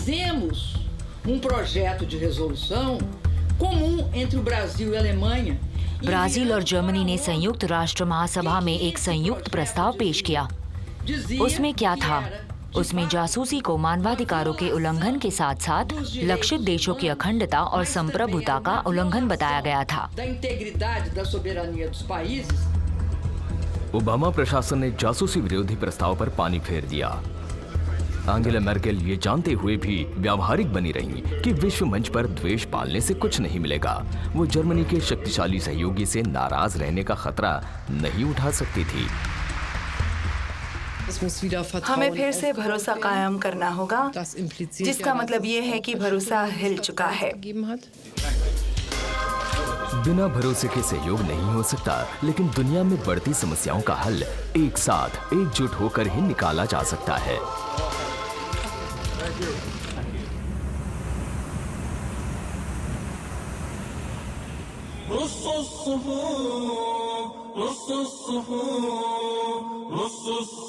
2014 में आतंकवादी समूह इस्लामिक स्टेट ने इराक और सीरिया के कुछ हिस्सों पर कब्जे के लिए एक अभियान छेड़ दिया। लाखों लोग या तो मारे गए या उजड़ गए।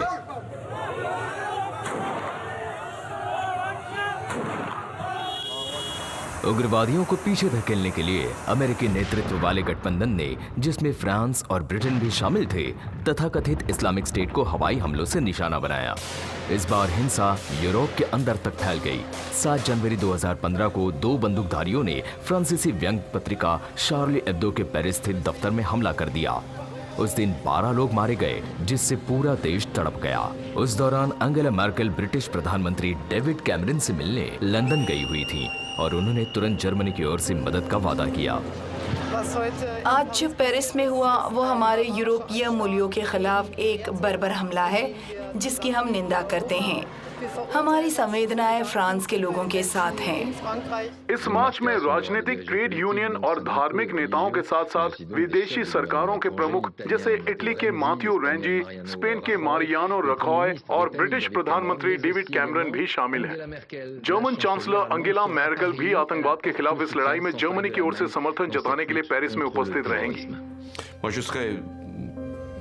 जब फ्रांस आतंकवाद का शिकार बना तो एंजेला मैर्केल ने जो रुख अपनाया, मैं उसके लिए उनका हमेशा आभारी रहूंगा। उस दौरान जर्मनी हमारा सबसे मूल्यवान मित्र था। उन्होंने अपने कदमों से बहुत एकजुटता जताई। एंजेला मैर्केल पेरिस आई और खुद पहल करके ये कहने वाली वह पहली नेता बनी कि 11 जनवरी को इस्लामी चरमपंथ के खतरे के खिलाफ वो एक बड़े प्रदर्शन में शामिल होंगी। इसने आतंकवाद के खिलाफ लड़ाई में हमारे सहयोग को आकार दिया। फ्रांस और जर्मनी के रिश्तों के साथ साथ यह व्यक्तिगत तौर पर मेरे और मैर्केल के रिश्तों के लिए भी बहुत आवश्यक था। इसने हमारे बीच स्थायी सम्मान और सराहना को बढ़ावा दिया। Et je pense que c'est une reconnaissance qui ne disparaîtra jamais.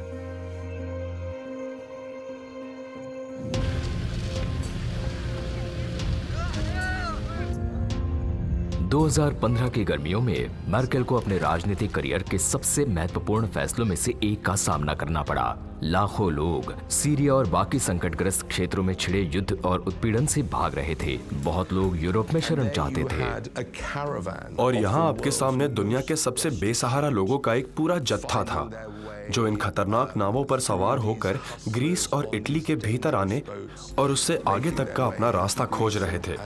और वे जहां भी गए उनके मुंह पर दरवाजे बंद कर दिए गए। प्रवासियों को रोकने के लिए हर कोई अपनी सीमाओं को बंद कर रहा था, लेकिन उन्होंने साहसी कदम उठाया है और कहा है कि मैं अपनी सीमाएं खोलने जा रही हूं और मैं इन लोगों को अंदर आने दूंगी। वो जानती हैं कि वो जोखिम उठा रही थीं।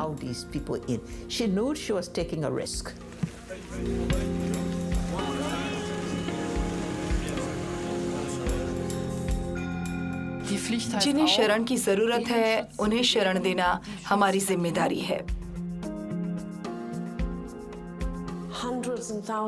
सैकड़ों हजारों लोग सीरियाई बमों से उत्पीड़न से भाग रहे हैं, किसी तरह यूरोप पहुंच रहे हैं और फिर चलते हुए जर्मनी जा रहे हैं और जर्मनी जर्मनी के नारे लगा रहे हैं।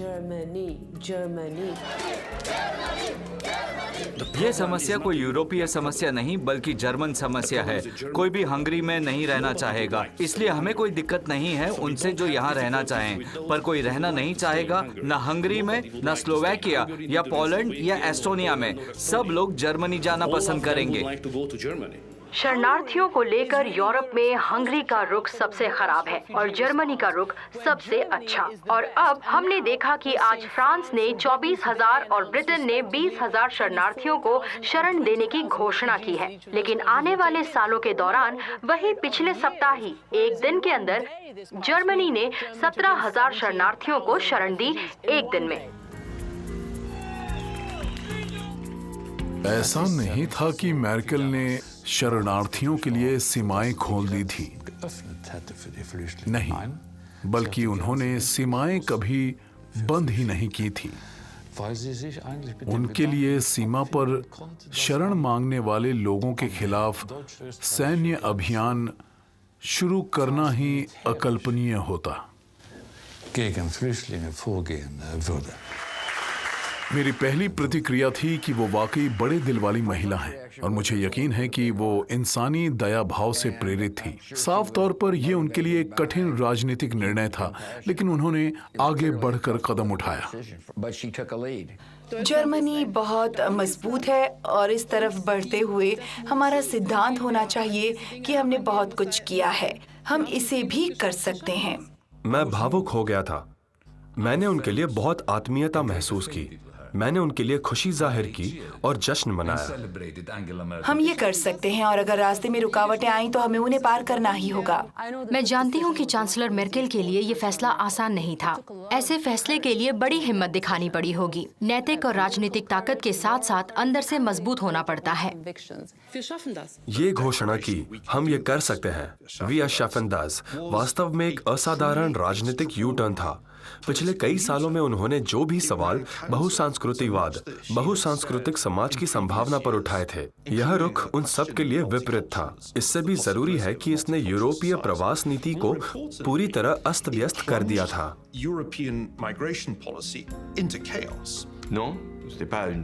मर्केल का फैसला गलत नहीं था, गलत था यूरोपीय संघ का फैसला, जहां उन्होंने प्रवासी संकट के दौरान न एकता दिखाई और न ही एकजुटता। अंगेला मर्केल ने कहा है कि जर्मनी शरणार्थियों को वापस हंगरी नहीं भेजेगा। चांसलर ने जोर दिया कि जर्मनी ना ही अपनी सीमाएं बंद करेगा और ना ही यूरोपीय संघ के बाकी देशों से प्रवासियों को लेने के लिए माफी मांगेगा।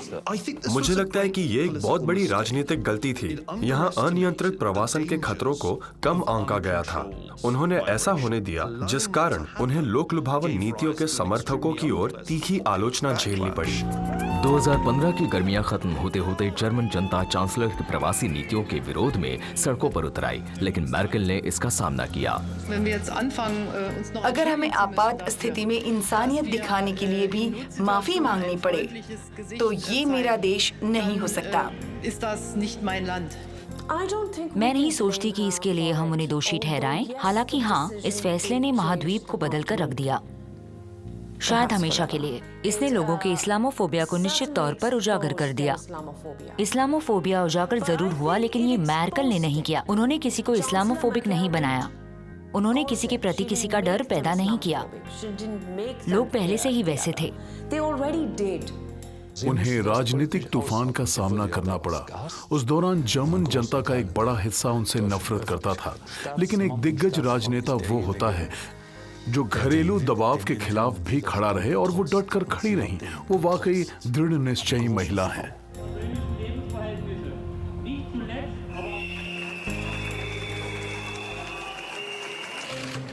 कुछ लोगों ने एंजेला मैर्केल की एक बड़े दिल वाली महिला के रूप में तारीफ की और बाकियों ने आक्रोश जताया। यहाँ तक कि यूरोपीय सहयोगियों ने भी उनकी नीति की कड़ी निंदा की। मैर्केल को सहयोगियों की तलाश थी, यानी ऐसे देश जो प्रवासियों को लेना चाहते हों, और इसके लिए उन्होंने यूरोप व्यापी शरणार्थी नीति का आह्वान किया। लेकिन साझेदार मिलना मुश्किल साबित हुआ। खासकर पूर्वी यूरोपीय देश प्रवासियों को नहीं लेना चाहते थे।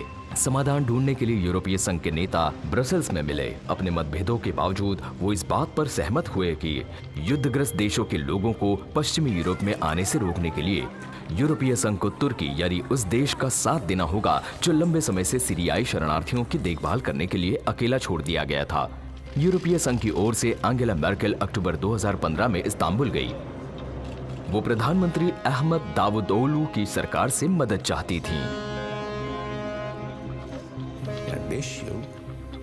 5 साल तक तुर्की और उसके पड़ोसी देशों जैसे जॉर्डन और लेबनान ने इन सभी शरणार्थियों का बोझ उठाया था। यूरोपीय नेताओं और मैर्केल के लिए ये संकट अभी दूर था। वो यूरोप आने वाले शरणार्थियों को तुर्की की सीमा पर ही रोक देना चाहते थे, और उन्हें एक तरफा उम्मीद थी कि तुर्की उनका साथ देगा। तुर्की ऐसे ही मानने वाला नहीं था। वहां के ताकतवर राष्ट्रपति रेचेप तैयब एर्दोआन के साथ अपनी मीटिंग में मैर्केल ने इस बात की गारंटी लेने की कोशिश की अंकारा शरणार्थियों को यूरोपीय संघ में घुसने से रोकेगा। बदले में तुर्की को यूरोपीय संघ की वित्तीय सहायता मिलेगी और उसके नागरिकों के लिए यूरोप में वीजा मुक्त यात्रा करने की संभावना होगी।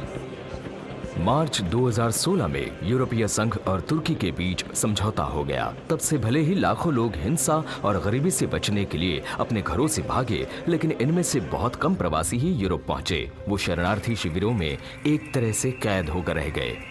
एंजेला मैर्केल ने शुरू में शरणार्थियों को आने की इजाजत देकर बड़ा दिल दिखाया, लेकिन इसके कुछ दिनों या हफ्तों के बाद ही उन्होंने तुर्की के एर्दोआन को एक तरह से यूरोपीय धनराशि से अरबों यूरो की रिश्वत दी ताकि हम यूरोपीय शरणार्थियों से संबंधित अंतर्राष्ट्रीय कानून का उल्लंघन कर सकें।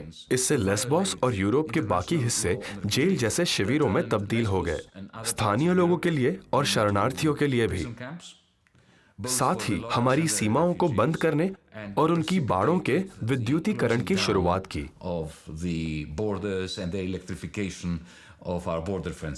तुर्की से समझौते के लिए मैर्केल को उत्तरदायी ठहराया गया है, जबकि उसमें कुछ गलत नहीं था। गलत ये था कि उसके लिए सिर्फ मैर्केल को ही उत्तरदायी ठहराया गया, जबकि तुर्की के साथ उस समझौते पर वार्ता यूरोपीय आयोग ने की थी। वहीं ब्रिटेन में ब्रसेल्स के प्रति जनता का असंतोष बढ़ता जा रहा था। तेज होती आवाजों ने अधिक स्वतंत्रता और कम आप्रवासन की मांग की। इसका नतीजा ये हुआ कि ब्रिटेन ने यूरोपीय संघ छोड़ दिया। ब्रेक्सिट। अगर ये नहीं दिखता कि यूरोप ने अपनी सीमाओं का नियंत्रण खो दिया है, तो शायद ब्रेक्सिट नहीं होता। 2016 में ब्रिटेन में सबसे बड़ा मुद्दा आप्रवासन था। ब्रेक्सिट ब्रिटेन की समस्या थी, वो यूरोप की समस्या नहीं थी, और ना ही मैर्केल की और ना ही शरणार्थियों की। ब्रेक्सिट की समस्या खुद ब्रिटेन में पैदा हुई। 2016 की शुरुआत में प्रधानमंत्री डेविड कैमरन ने ब्रिटेन को एक खास दर्जा देने के लिए यूरोपीय संघ के साझेदारों पर जोर डाला, जहां प्रवासी नीति में उनकी संप्रभुता सुनिश्चित रहे। वो जो चाहते थे उन्हें एक समझौते के तहत मिला, जिसका भरपूर समर्थन एंजेला मैर्केल ने किया, जो खुद ब्रिटेन को यूरोपीय संघ में बनाए रखने के लिए संघर्ष कर रही थी। समझौता बातचीत में हम ऐसी परिस्थितियां तैयार करने की पूरी कोशिश करने को तैयार थे कि ब्रिटेन यूरोपीय संघ में बना रहे। ये बात जर्मनी के लिए बहुत महत्वपूर्ण है, लेकिन तय ब्रिटेन के नागरिकों को करना है। जून 2016 में इस पर जनमत संग्रह हुआ कि यूरोपीय संघ में रहना है या नहीं। मैं कहूँगा 2016 जनमत संग्रह के लिए बहुत बुरा वक्त था। यूरोप में आपके सामने इतना बड़ा अप्रवासी संकट आकर खड़ा था, जिसमें निश्चित तौर पर जर्मनी बहुत उलझा हुआ था। हम वित्तीय संकट से उबर रहे थे, खर्चों में कटौती का दबाव था और भी कई वजहें थी।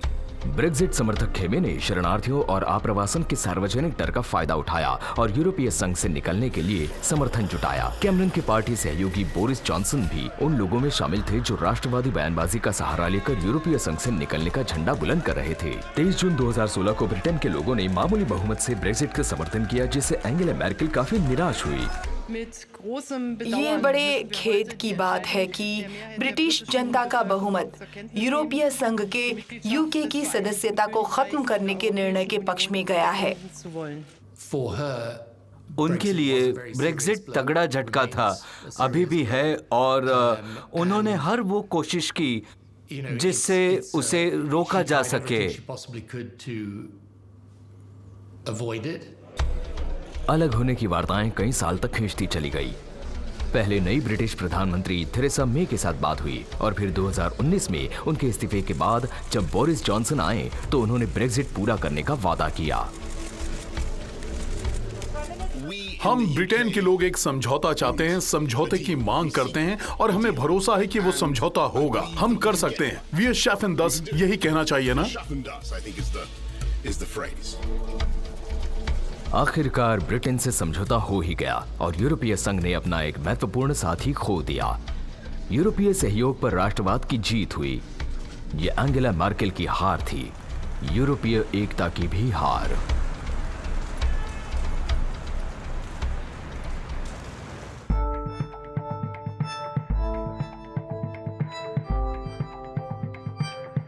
हम चीन और जापान को हराने वाले हैं, मेक्सिको को हराने वाले हैं। फेक न्यूज मीडिया हमें चुप कराने की कोशिश कर रहा है। हम दीवार बनाएंगे, मेक्सिको उस दीवार का खर्चा उठाएगा। Fake news, fake news. 2016 वो साल है जब डोनाल्ड ट्रंप जीतकर व्हाइट हाउस पहुंचे और अपने राष्ट्रवादी एजेंडे के साथ विश्व व्यवस्था को हिला देने की कसम खाई। हम अमेरिका को दोबारा महान बनाएंगे। अंत में सभी राष्ट्रीय नेता अपने देश को सबसे आगे रखते ही हैं, लेकिन डोनाल्ड ट्रंप इतने अक्खड़ थे कि इसे जोर से कहते भी थे। अब अमेरिका ही सबसे पहले आएगा।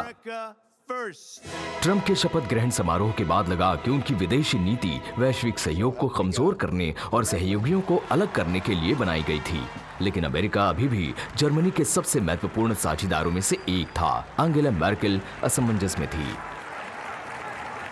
जर्मनी और अमेरिका मूल्यों से बंधे हुए हैं, जैसे लोकतंत्र, स्वतंत्रता, कानून का राज और मानवीय गरिमा के लिए सम्मान। इन्हीं मूल्यों की नींव पर मैं अमेरिका के भावी राष्ट्रपति डोनाल्ड ट्रंप के साथ करीबी से काम करने की पेशकश करती हूँ। यूएस और जर्मनी के लीडरों के बीच की पहली आमने सामने की मुलाकात आज हो रही है। इसका लंबे वक्त से इंतजार था। वॉशिंगटन बर्लिन संबंध, जो पिछले अमेरिकी प्रशासन के बाद काफी फले फूले, उन पर निश्चित रूप से नए प्रशासन के तहत बुरा असर पड़ा है। पद ग्रहण करने के 2 महीने बाद डोनाल्ड ट्रंप ने जर्मन चांसलर को व्हाइट हाउस आने का अपना पहला निमंत्रण भेजा। उन्होंने ये स्पष्ट किया कि वो द्विपक्षीय व्यापार संबंधों को फिर से परिभाषित करना चाहते हैं। खासतौर पर उन्होंने अमेरिका के साथ बड़े ट्रेड सरप्लस के लिए जर्मनी की आलोचना की। मैं कहूंगा कि अमेरिका के वार्ताकारों की तुलना में जर्मनी के वार्ताकारों ने कहीं बेहतर काम किया है, लेकिन उम्मीद है कि हम इसे बराबरी पर ला सकते हैं। हम जीत नहीं, निष्पक्षता चाहते हैं। मैं बस निष्पक्षता चाहता हूँ। ये बिल्कुल उचित है कि व्यापार सौदे करने वाले दोनों पक्ष अपने समझौतों से लाभ प्राप्त करना चाहते हैं। मैर्केल का मकसद ट्रंप का खुलकर सामना करने से बचना था, लेकिन जिद्दी अमेरिकी राष्ट्रपति और सतर्क जर्मन चांसलर के बीच जमीन आसमान का अंतर था।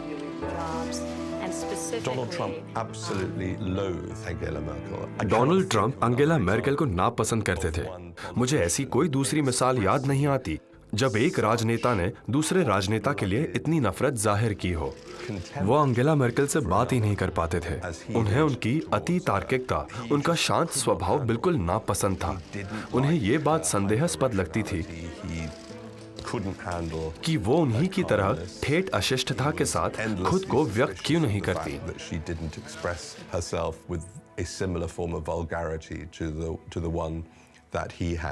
एक बार फिर मेर्केल ने कठिन साथी के साथ बातचीत पर भरोसा किया। एक दूसरे के बारे में बात करने से अच्छा है कि हम एक दूसरे से बात करें। शायद समानताओं की तलाश में ट्रंप ने एक पुराने आरोप को फिर से जिंदा कर दिया। जहाँ तक पिछली सरकार द्वारा जासूसी की बात आती है, शायद हम में कुछ तो समानता है, शायद। ट्रंप अपने टकराव के रास्ते पर अड़े रहे। जिस पेरिस जलवायु समझौते को हासिल करने के लिए मेर्केल ने इतनी लंबी लड़ाई लड़ी थी, ट्रंप ने उससे अमेरिका को पीछे खींच लिया। उन्होंने बार बार लगातार यही मांग की कि नाटो सहयोगी, खासकर जर्मनी, अपने खुद के रक्षा खर्च में वृद्धि करें। लेकिन 28 सदस्य देशों में से 23 अभी भी अपनी रक्षा के लिए उतना भुगतान नहीं कर रहे हैं जितना उन्हें करना चाहिए और जितना उनको करना बनता है। भले ही दोनों दिखाते नहीं थे, लेकिन जर्मनी और अमेरिका के बीच संबंधों में दरारें आ रही थी। जब हम एक दूसरे पर पूरी तरह भरोसा कर सकते थे, वो वक्त अब एक हद तक खत्म हो चुका है। पता नहीं, मैं नहीं जानता, लेकिन हाँ, वो दौर जर्मनी और अमेरिका के संबंधों का एक अच्छा दौर नहीं था। मेरा मतलब है कि जर्मनी हमारा एक बहुत करीबी सहयोगी और बहुत महत्वपूर्ण मित्र है। जर्मनी यूरोप के लिए बहुत महत्वपूर्ण है। प्रमुख मुद्दों पर विश्व की राय को आकार देने में जर्मनी का बहुत प्रभाव है, और इसलिए किसी भी अमेरिकी राष्ट्रपति के लिए जर्मन चांसलर के करीब होना अक्लमंदी की बात होती है। पॉपुलिज्म के उभार के साथ, खासकर ट्रंप युग के दौरान, मेर्केल लोकतांत्रिक मूल्यों की लगभग एकमात्र रक्षक बन गई। ट्रंप, जिन्होंने लोकतंत्र को अपंग और कमजोर करने की कोशिश की, उनके विपरीत मेर्केल यूरोपीय लोकतंत्र और लोकतांत्रिक मूल्यों की सबसे प्रभावी हितैषी के रूप में सामने आई।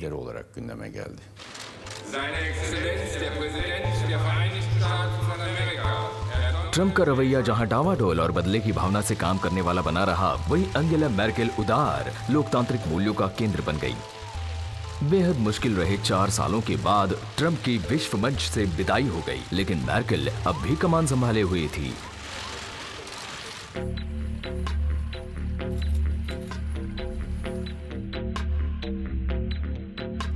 ट्रंप ने जलवायु परिवर्तन की वास्तविकता को नकार दिया था। उनसे ठीक विपरीत अंगेला मेर्केल ने ग्लोबल वार्मिंग के खिलाफ जंग को नीतिगत प्राथमिकता दी। 2007 में बाल्टिक पर G8 शिखर सम्मेलन की मेजबान के रूप में उन्होंने उम्मीद की थी कि दुनिया के सबसे बड़े प्रदूषक उत्सर्जन सीमा तय करेंगे, लेकिन उन्हें कड़ा प्रतिरोध झेलना पड़ा। अंगेला पर्यावरण को लेकर काफी अड़ग थीं और मैं उन्हें दोष नहीं देता। खैर, मैंने भी इस मुद्दे को समझा था। मैं बस ऐसी वैश्विक संधि नहीं चाहता था जिसमें चीन और भारत शामिल ना हो, वरना वो समय की बर्बादी होता। मेर्केल के मेहमानों ने स्वीकार किया कि कार्बन डाइऑक्साइड के उत्सर्जन की वृद्धि को पहले रोकना होगा और फिर धीरे धीरे कम करना होगा, लेकिन उनका समझौता काफी हद तक गैर बाध्यकारी था।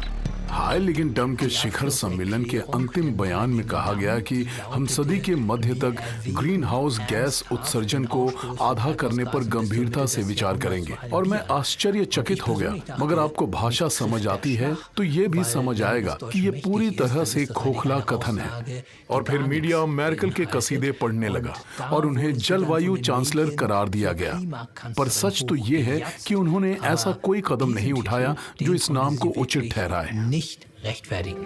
अंगेला ने मिसाल पेश करने की कोशिश की। 2007 में उनके मंत्रिमंडल ने 2020 से पहले जर्मनी के ग्रीन हाउस गैस उत्सर्जन में 40% की कटौती के लिए एक पैकेज को मंजूरी दी। इसमें ज्यादा गैस इस्तेमाल करने वाले वाहनों पर ऊंचे कर लगाना शामिल था, लेकिन जर्मन कार निर्माताओं ने इस कदम पर रोक लगा दी। मेर्केल हमेशा से ही जर्मन कार उद्योग की पक्की समर्थक रही हैं और उसकी पैरवी करने वालों का ध्यान रखती आई हैं। जैसे ब्रसेल्स में जब वहाँ कड़े विकास नियमों की बात आई। कारें जर्मनी का शीर्ष निर्यात उत्पादन बनी हुई हैं और वाहन उद्योग बहुत लोगों को रोजगार देता है। मेर्केल इस शक्तिशाली क्षेत्र में दखलंदाजी ना कर सकती थीं और ना ही करेंगी। उनकी स्वच्छ ऊर्जा विरासत भी मिली जुली है, जहां उनके कार्यकाल के दौरान अक्षय ऊर्जा की हिस्सेदारी 36% बढ़ी है। फिर भी जर्मनी यूरोप के सबसे गंदे कोयले से चलने वाले बिजली घरों का संचालन करता है और वैश्विक मानकों के अनुसार इसके नागरिकों के पास बहुत कार्बन फुटप्रिंट्स हैं। हालांकि ये सोचना बहुत बड़ा भ्रम है कि जर्मनी जैसा छोटा देश इस ग्रह को बचा सकता है। सच्चाई ये है कि इसके लिए आपको चीन को नियंत्रित करना होगा। वह दुनिया की दूसरी सबसे बड़ी अर्थव्यवस्था है, सबसे बड़ी। अगर आप उसे क्रय शक्ति के आधार पर देखें तो चीन बहुत ही अहम है। जर्मनी खुद क्या करता है उससे कोई फर्क नहीं पड़ता, वह प्रासंगिक नहीं है। भले ही जर्मन लोग अपना उत्सर्जन पूरी तरह से बंद कर दे, हमेशा के लिए फैक्ट्रियां बंद कर दे और भविष्य में कृषि को अपना ले, फिर भी उससे भविष्य में दुनिया के औसत तापमान की माप पर कोई फर्क नहीं पड़ेगा।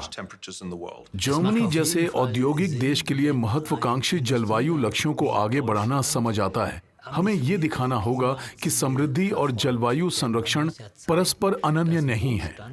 मुझे लगता है ये चीज दुनिया को एक महत्वपूर्ण संकेत देती और फिर कोई ये नहीं कह पाता कि नहीं, एक औद्योगिक देश के रूप में हम इस तरह के परिवर्तन को नहीं संभाल सकते।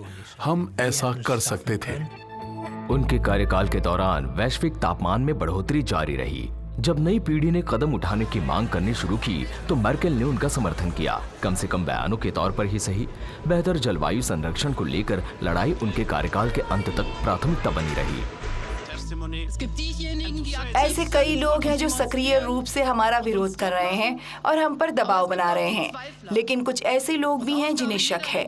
सरकार का काम सभी को एक साथ लेकर चलना होता है और जर्मनी इस कार्य को कर रहा है। हम एक टिकाऊ अर्थव्यवस्था और दुनिया भर में टिकाऊ जीवन शैली में अपना योगदान देंगे। वो वाकई इस मुद्दे से भावनात्मक रूप से जुड़ी हुई हैं।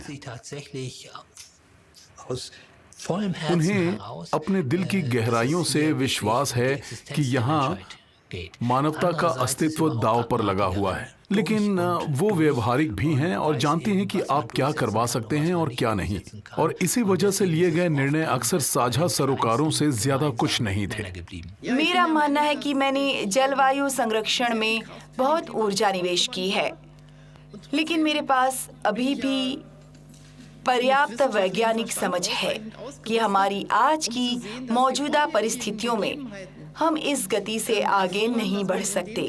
हमें अपनी गति बढ़ानी होगी।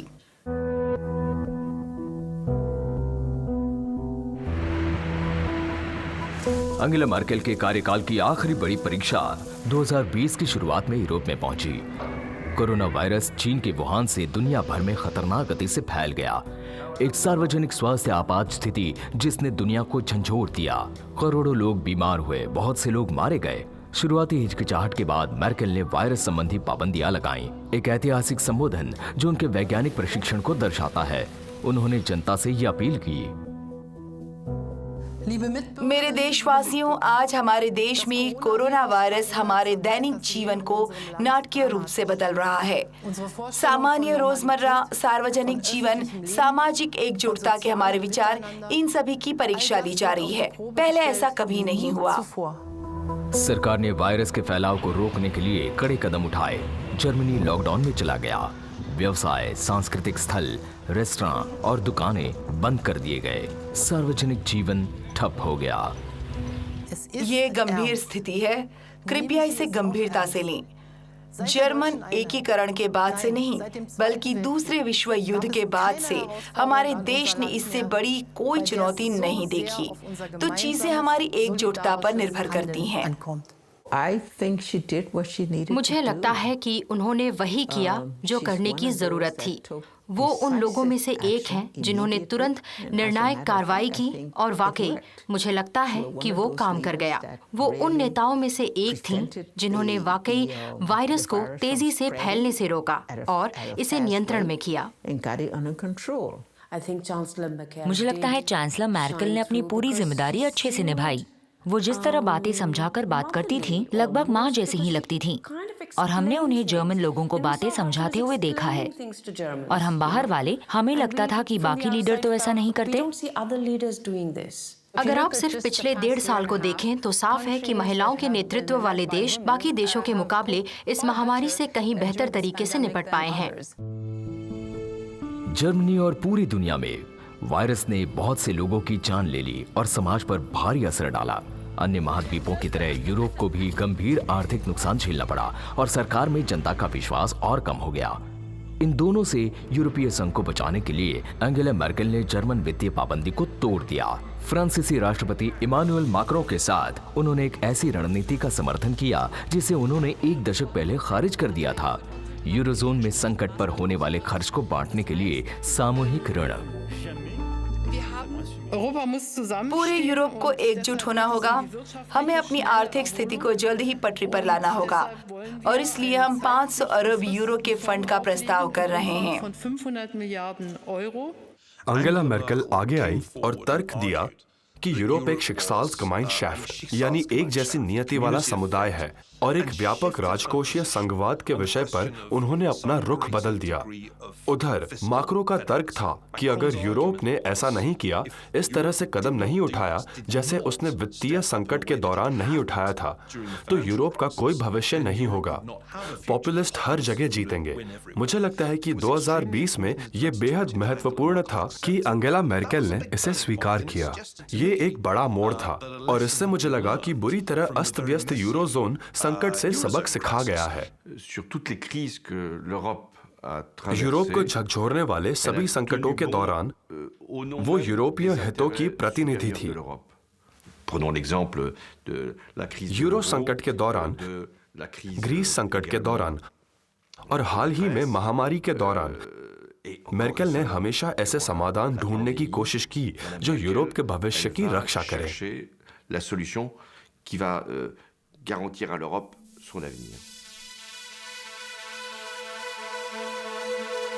जब अगस्त 2021 के बीच में इस्लामवादी तालिबान ने बिना किसी लड़ाई के अफगानिस्तान की राजधानी काबुल पर कब्जा कर लिया, तो अमेरिका और उसके सहयोगियों की, जिनमें जर्मनी भी शामिल है, सबसे महत्वाकांक्षी परियोजना अचानक समाप्त हो गई।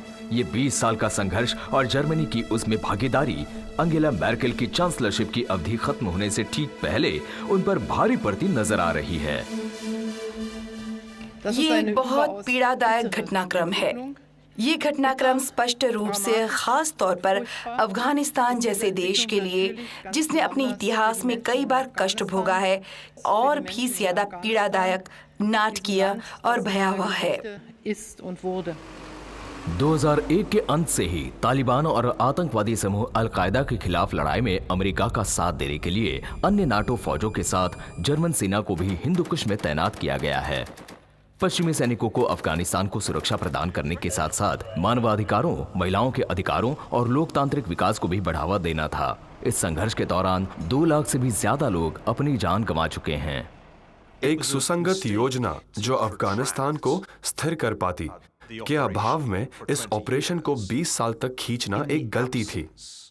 स्थिर कर पाती, मैं नहीं कह रहा कि लोकतांत्रिक बना पाती या आधुनिकीकरण कर पाती, लेकिन स्थिर कर पाती। जब 2005 में एंगेला मर्केल चांसलर बनी, उस वक्त जर्मन सेना पहले से ही अफगानिस्तान में तैनात थी। वो क्षेत्र में स्थित जर्मन सेना से मिलने कई बार गईं। मर्केल ने हमेशा इस मिशन का, जिसमें 59 जर्मन सैनिकों की जान चली गई, समर्थन भी किया और उसे उचित करार भी दिया। हमारे लिए ये महत्वपूर्ण है कि ये देश ऐसे हाथों में न जाए जो दोबारा लोगों के अधिकारों को रौंद दे, जहां परंपराएं ना निभाने दी जाएं और जहां इन सब के अलावा विश्व की शांति के लिए भी खतरा पैदा हो। पर मैं ये भी मानती हूँ कि अफगानिस्तान को मानव अधिकारों का सम्मान करते हुए अब मामले को अपने हाथों में लेना चाहिए। इस बात का ध्यान रखते हुए नाटो की फौजों ने कई सालों तक अफगानी सेना को प्रशिक्षण दिया और अनगिनत हथियार भी मुहैया कराए। जब फरवरी 2020 में अमेरिकी राष्ट्रपति डोनाल्ड ट्रंप ने मई 2021 तक अफगानिस्तान से अमेरिकी सैनिकों की अंतिम वापसी की घोषणा की, तो ये स्पष्ट था कि अन्य सभी विदेशी सैनिक भी देश छोड़ देंगे। नए अमेरिकी राष्ट्रपति जो बाइडेन ने वापसी की तारीख अगस्त 2021 के अंत तक बढ़ा दी थी, लेकिन कई महीनों पहले से तालिबान प्रांत दर प्रांत कब्जाते जा रहे थे और इसी प्रकार एक ऐसा मिशन समाप्त होता है जिसका आदेश एक विभिन्न अमेरिकी राष्ट्रपति द्वारा 20 साल पहले दिया गया था। तालिबानी शासन खत्म होने पर आ रहा है। मैं उन सभी दुभाषियों और लोगों के बारे में सोच रहा हूं जिन्होंने न केवल अमेरिकी सैनिकों बल्कि नाटो सैनिकों की भी मदद की, और ऐसा लग रहा है कि उन्हें इन बहुत क्रूर लोगों द्वारा मारे जाने के लिए पीछे छोड़ दिया जा रहा है। जर्मन सेना और अन्य पश्चिमी सैनिकों के कई पूर्व अफगान सहयोगी महीनों से देश छोड़ने के लिए वीजा का अनुरोध कर रहे थे। हालांकि उनमें से अधिकांश को अस्वीकार कर दिया गया और उन्हें अफगानिस्तान में छोड़ दिया गया। किसी को भी ये जानकर चैन की नींद नहीं आनी चाहिए कि ये जो कुछ भी हो रहा है इस विनाशकारी गैर योजनाबद्ध विकास का परिणाम है। अंगेला मर्केल ने जर्मन संसद के समक्ष अफगान कर्मियों की बचाव निकासी को लेकर हिचकिचाहट को सही ठहराने की कोशिश की। पुनरावलोकन में सटीक विश्लेषण और मूल्यांकन करना उतना जटिल नहीं है। बाद में सब कुछ जानना और पश्चिम दृष्टि में हर चीज की भविष्यवाणी करना अपेक्षाकृत सरल है। अंगेला मर्केल में हमेशा खुद को रोकने की ओर झुकाव होता है। यह उनकी शैली है और मुझे लगता है कि इन घटनाओं का यह क्रम उनके थके होने या चांसलर के रूप में अपना पद छोड़ने के लिए तैयार होने का प्रतिबिंब नहीं है। वो शुरू से ही ऐसी ही रही हैं। पश्चिमी फौजों ने अफगानिस्तान छोड़ दिया है। पीछे छूट गया एक बर्बाद देश और एक ऐसा संकट जो अंगेला मर्केल के कार्यकाल के अंत के बाद कहीं ज्यादा लंबे वक्त तक चलेगा।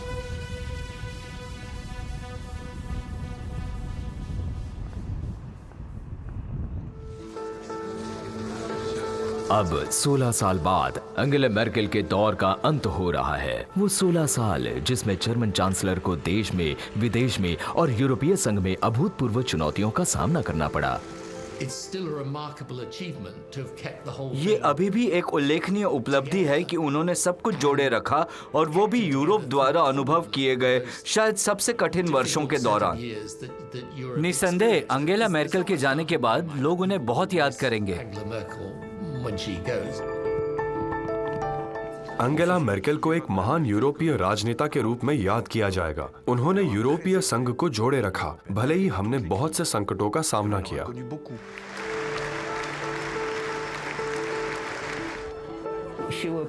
उन्हें बहुत याद किया जाएगा, पर वो बहुत व्यस्त भी रहने वाली हैं।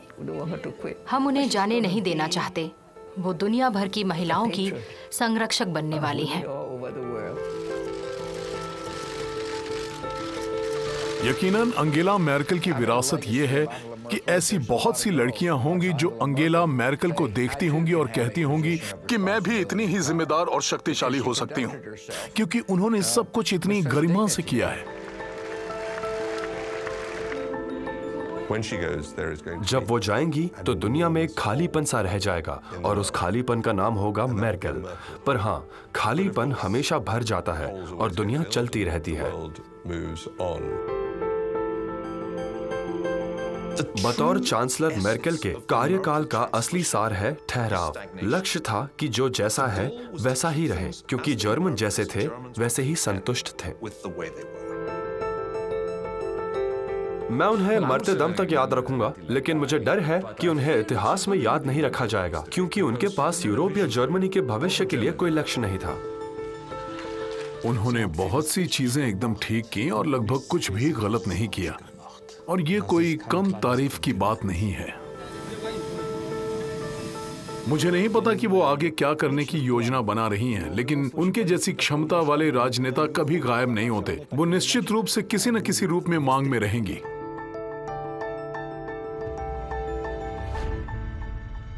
मैं खुद को थोड़ा वक्त देना चाहती हूँ और खुद से पूछना चाहती हूँ कि मुझे किस चीज में सबसे ज्यादा दिलचस्पी है। पिछले 16 सालों में मुझे इन चीजों के बारे में सोचने के लिए बहुत कम वक्त मिला। मैं थोड़ा बहुत पढ़ने की कोशिश करूंगी और आंखें बंद हो जाएंगी क्योंकि मैं थकी हुई हूँ, और मैं एक छोटी सी झपकी लूंगी और फिर देखते हैं मैं कहाँ पहुँचती हूँ।